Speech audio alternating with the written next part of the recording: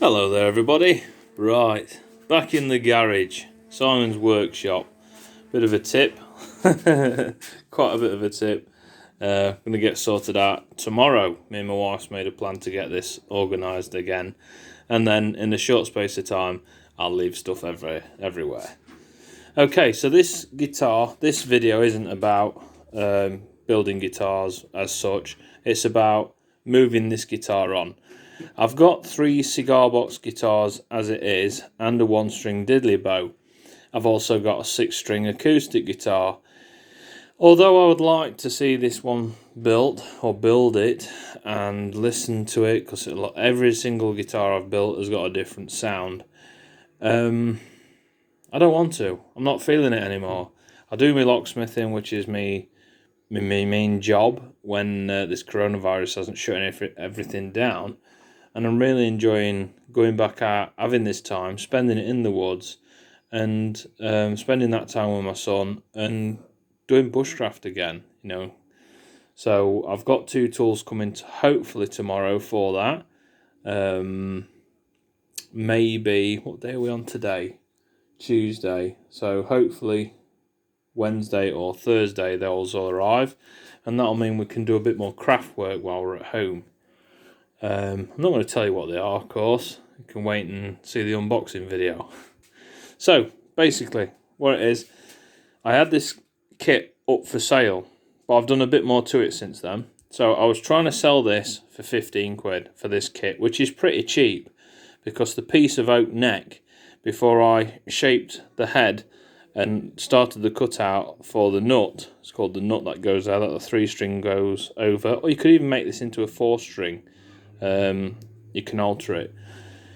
Basically, I spent 15 quid on that piece of oak. I probably spent another tenner on these tuning pegs.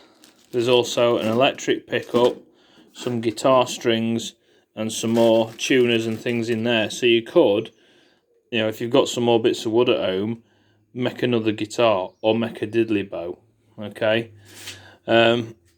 So right, this basically explains what's going off at that end. But on this one, I made it longer at this end, because once you put your key tuners on to that measurement there, so that is that way. So that is 35mm up from the nut, from there, 35mm up, and then 11mm in from that edge. That's where you drill your hole, and that will be the centre there where your key turner comes up. So basically you want your string to come straight up the guitar neck, touch the side of the key turner, and then it'll wind up nicely. Everything's nice and straight to those points and not coming off the nut and going at an angle. Some guitars do have them going off at a slight angle, but I wanted it straight on this. Okay, so that explains where to drill there, but because I've made the neck longer, you can make them slightly longer.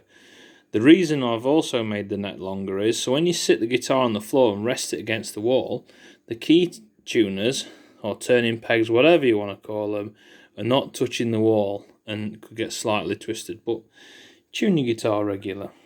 Right, move these 2 bits out of the way. Once the brass nut has been put in, which I made from a piece of door hinge on the other guitars, you simply put this up to the nut, excuse me, and this is your fret markers. Okay, so what I did is, once I've got this up in the vise, it's sitting low at the minute, and I got the nut put in, I drop this on, draw a line, and then I cut it down 9mm and cut all that off to go into there. So whether you've got this tin on, and really the tin would be up to there, because I designed this as 666mm from the nut to where the bridge will be, and then obviously you drill through here so your strings would come around, rest on the bridge, and that's where you play there. And you, like I say, you can have this as 3-string or 4-string. So now I've explained that, hopefully it sounds a bit more simpler for you to do. With all the other guitars, I've had a piece of pine and I've rounded the edge of it and I've glued it to the back of there to strengthen it. Because once you do your 9mm cutout, that's a bit thinner. So I backed it up with a bit of pine. I haven't got any for this because I wasn't sure what body I was going to put on it or how I was going to do things.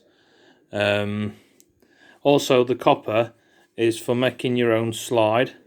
This is rough cut, so at the minute you'd have to take a file into that and file that so it's nice, so you can slot your finger in there a lot easier. It will go on once that burr is filed off. It'll slot on your finger and it'll, you know, make a brilliant slide. That's what I use in the house when I'm playing my guitars. Okay, so yeah, a couple of strings. I think there's some more strings in there and things like that. Yeah, more tuning pegs.